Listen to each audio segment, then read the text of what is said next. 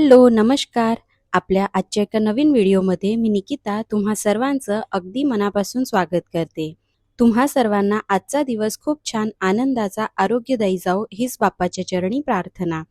तर आजच्या व्हिडिओमध्ये आपण बघणार आहोत की अमावस्येच्या दिवशी आपण काय काय कामं करावी किंवा काय काय उपाय करावे.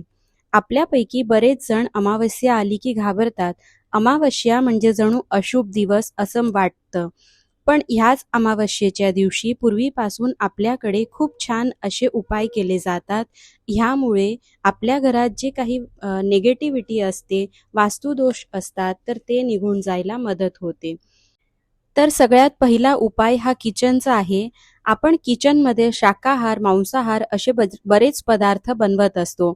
म्हणून जेव्हा जेव्हा अमावस्या येते तेव्हा तेव्हा किचन ओटा, शेगडी व्यवस्थित स्वच्छ करायची आहे. व्यवस्थित घासून पूर्ण स्वच्छ केल्यावर त्यानंतर मग स्वच्छ नॅपकिनने आपल्याला संपूर्ण किचन, गॅसची शेगडी पुसून घ्यायची आहे. एकदा का पूर्ण किचन आपलं क्लीन झालं की त्यानंतर किचन ओट्याची जी समोरची भिंत आहे त्यावर आपल्याला हळदीने, अष्टगंधने स्वस्तिक काढायचं आहे. हळदीने आपल्या घरात सकारात्मक ऊर्जा वाढते, त्यामुळे हळदीचा हा उपाय आपल्याला नक्की करायचा आहे. गॅसच्या समोरची जी भिंत असते त्यावर आणि गॅसवर आपण जे स्वस्तिक काढत आहोत, तर ही स्वस्तिक हे आपल्या सनातन धर्मामधील शुभचिन्ह आहे. त्यामुळे आपल्या घरात खूप छान अशा सकारात्मक लहरी वाढण्यास मदत होतात. त्यानंतर जी गॅसची शेगडी आहे आपली, त्याची सुद्धा आपल्याला पूजा करायची आहे. त्यासाठी आपल्याला मातीच्या पणतीचा वापर करायचा आहे. त्यात तिळाचं तेल किंवा मोहरीचं तेल वापरायचं आहे आणि मनात आपल्याला देवी अन्नपूर्णेचं स्मरण करत पूजा करायची आहे. ह्यासोबतच आपण ह्यावेळी अन्नपूर्णा स्तोत्र देखील मोबाईलवर लावू शकतो. देवीचा जो मंत्र आहे तो देखील आपण म्हणू शकतो. अन्नपूर्णे सदापूर्णे शंकर प्राण वल्लभे ज्ञान वैराग्य सिद्ध्यर्थम भिक्षाम देहीच पार्वती. हा जो मंत्र आहे तो म्हणत देखील आपण ही गॅसच्या शेगडीची पूजा करायची आहे. आणि हा दिवा आहे तो गॅस ओट्यावरच ठेवायचा आहे. फक्त आजूबाजूच्या ज्या आपल्या वस्तू आहेत तर त्यांची काळजी घेऊन मग हा दिवा आपल्याला लावायचा आहे. आणि जर आपलं किचन छोटं असेल तर फक्त कापूरचा दिवा जरी आपण लावला तरी देखील चालेल, पण ह्या दिवशी आपल्या शेगडीची पूजा करणं गरजेचं आहे. सोबतच तेल जर आपण टाकलं असेल तर ते अगदी 10 ते 20 मिनिटं तो दिवा चालेल तेवढंच आपल्याला त्याच्यात तेल टाकायचं आहे. आणि ही जी पूजा असते तर ती आपण सकाळी किंवा सायंकाळी नक्कीच करू शकतो.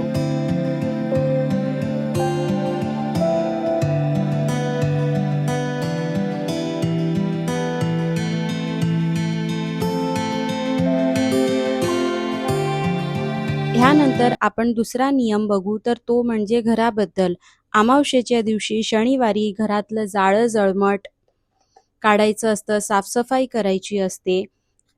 त्यासोबतच ज्या काही तुटलेल्या वस्तू असतील, बंद पडलेल्या इलेक्ट्रिक वस्तू असतील, तर ते देखील आपल्याला ह्या दिवशी डिस्कार्ड करायचे असतात.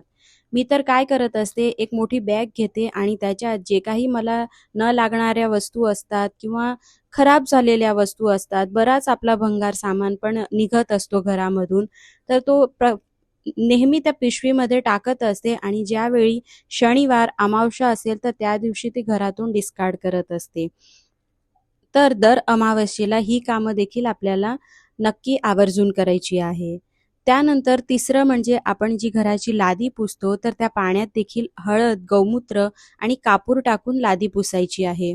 ह्यामुळे देखील आपल्या घरातील जी काही निगेटिव्हिटी असते तर ती दूर होण्यात मदत होते आणि तितक्याच सकारात्मक लहरी देखील घरामध्ये वाढतात. आणि तसंही हल्ली पावसाळा आहे आणि त्यामुळे मच्छर, माशांचा त्रास वाढतो. व्हायरल इन्फेक्शन्स देखील भरपूर प्रमाणात होतात. तर अशा वेळी हळद आणि कापूर जे असतात तर त्याच्यामध्ये डिसइन्फेक्टंट प्रॉपर्टी असते, ज्यामुळे आपल्या घरामध्ये हे काही जे व्हायरल इन्फेक्शन्स असतात तर ते देखील बऱ्यापैकी कमी होतात. आणि कापराचा सुगंध खूप छान असतो, ज्याने वातावरण आपलं प्रसन्न होतं. शिवाय आपल्या घरात काही वास्तुदोष असतील तर ते देखील दूर होतात.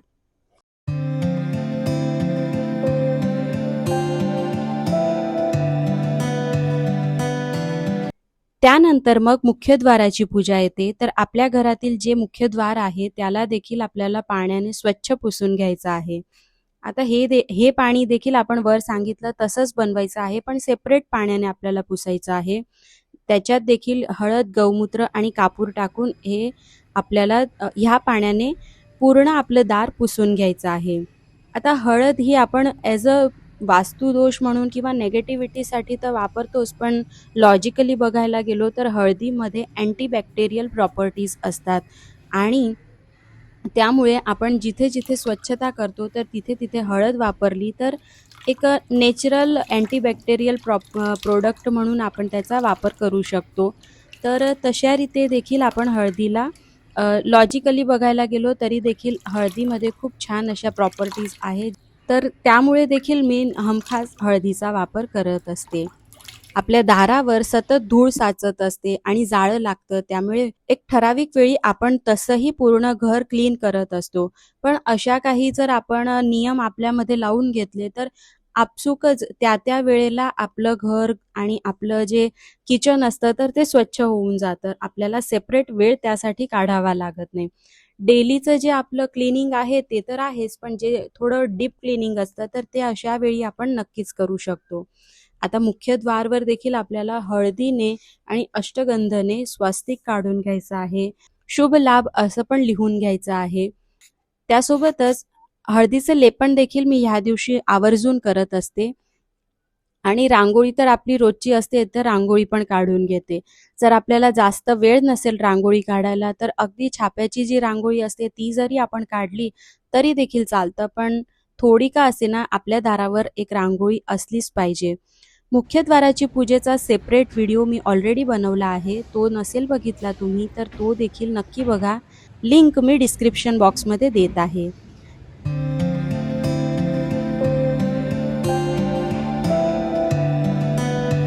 त्यानंतर आता देवपूजा, तर देवघर जे आहे त्याचं देखील खरं तर डीप क्लिनिंगच करायचं असतं. पण आपल्याला जसा वेळ मिळेल तसा आदल्या दिवशी देखील आपण करून ठेवलं तरी देखील चालतं.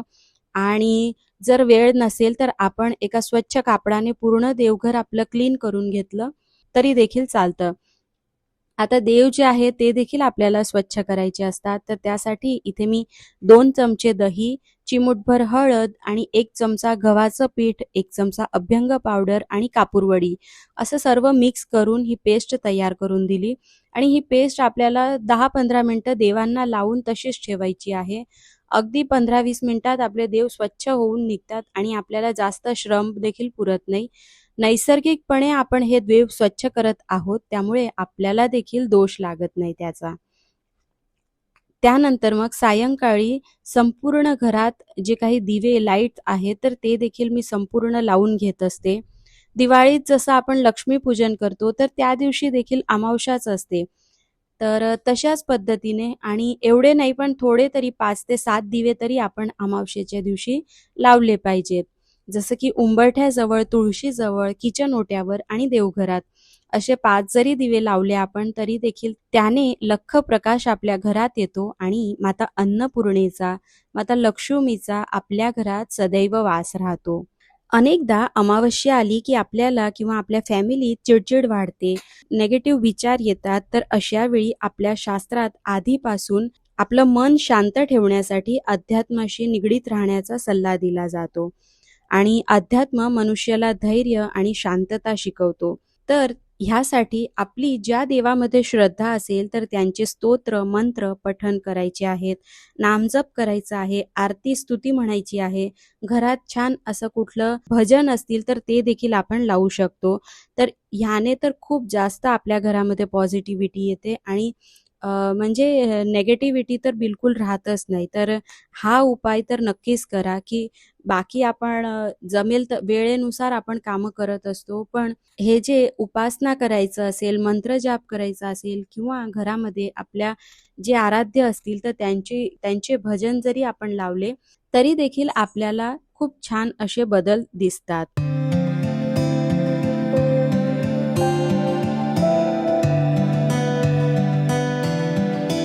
आता शेवटचं ते म्हणजे अमावास्येला आपल्या घरातील जे लहान मुलं असतात, तर त्यांची देखील आपल्याला दृष्ट काढायची असते. कारण लहान मुलांना लवकर दृष्ट लागते. तर मुलं जर सतत किरकिर करत असतील, रात्री व्यवस्थित झोपत नसतील, तर अशा वेळी दर अमावास्येला आपण जाड मीठ आणि मोहरीने त्यांची दृष्ट काढू शकतो. किंवा या व्यतिरिक्त तुमच्या भागात ज्या काही पद्धतीने अ, दृष्ट काढत असतील, तर ती देखील आपण फॉलो करू शकतो. पण अमावास्येच्या दिवशी आपल्याला नक्कीच लहान मुलांची दृष्ट काढायची असते. त्याने ते शांत झोपतात आणि चिडचिड त्यांची होत नाही. ह्यासोबतच येत्या अमावास्येला दीप अमावस्या देखील आहे. त्यामुळे ऑलरेडी आपण दीपपूजन करणार आहोत. त्यासोबतच दुसऱ्या दिवसापासून श्रावण महिना सुरू होतोय. त्यामुळे तसंही आपल्याला पूर्ण घराची डीप क्लीनिंग करायचीच आहेत. पण ती करताना आपण हे असे काही छोटे-छोटे नियम जर आपल्या स्वतःला लावून घेतले, तर त्याचा फायदा आपल्याला भरपूर असा मिळत असतो. तर पण याच्यामध्ये आपल्याला आपली वेळ देखील महत्त्वाचा आहे. आपल्याकडे जेवढा वेळ आहे त्या पद्धतीने आपण डीप क्लीनिंग पण करायची आहे आणि सोबतच पूजापाठ पण करायचे आहेत. आणि अजून एक सांगायचं म्हणजे येत्या अमावास्येला दीप अमावस्या आहे. तर ह्या दिवशी अजून तुम्ही जर आखाड तळला नसेल, तर त्या दिवशी नक्की आपल्या कुळदेवीला आखाड तळून नैवेद्य दिला जातो. तर आपण पुरणाचा स्वयंपाक करून देखील आपल्या देवीला नैवेद्य देऊ शकतो. तर अशा पद्धतीने हे काही नियम आहेत, की जे मी दर अमावास्येला फॉलो करत असते आणि हे जास्त कठीण मला काही वाटत नाही. कारण जे आपण डीप क्लीनिंग करत असतो, तर मी ॲज अ डीप क्लीनिंग म्हणूनच त्याच्याकडे बघत असते. आणि बाहेरचे जे केमिकलवाले प्रोडक्ट असतात, तर ते न वापरता नॅचरल प्रोडक्ट नॅचरल आपले घरगुती साहित्याने आपल्या घराची स्वच्छता करत असते. अशा दृष्टिकोनातून जरी आपण बघितलं, तरी देखील खूप छान थॉट आहे हा. तर तुम्हाला देखील आजचा माझा व्हिडिओ कसा वाटला? कमेंटमध्ये नक्की सांगा. व्हिडिओ आवडला असेल तर प्लीज आपल्या चॅनलला लाईक करा, शेअर करा आणि सबस्क्राईब करा. भेटूया अशाच एका छानशा व्हिडिओमध्ये. तोपर्यंत बाय बाय.